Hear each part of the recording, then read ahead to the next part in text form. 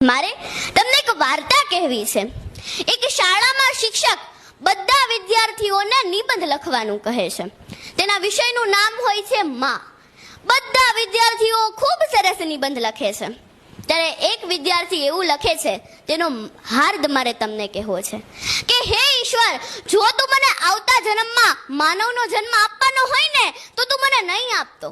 મારે મોબાઈલ બનવું છે। મારી મમ્મી મને જેટલો પાસે રાખે છે ને એનાથી વધારે તો એના મોબાઈલને પાસે રાખે છે। અને જો તું મને માનવનો જ અવતાર આપવાનો હોય તો તું મને ઓફલાઈન મમ્મી આપજે કે જે મારી સાથે રમે, મારા અને પપ્પા માટે ગરમા ગરમ નાસ્તો બનાવે। મારે આવી ઓફલાઈન મમ્મી જોઈએ છે। लोग पहले सैलरी छुपाते थे, लोग पहले सैलरी छुपाते थे, फिर ज्वेलरी छुपाते थे और अब तो गैलरी छुपाते हैं। મોબાઈલથી આપણે અનેક સુવિધાઓ ઓછા સમયમાં ઝડપથી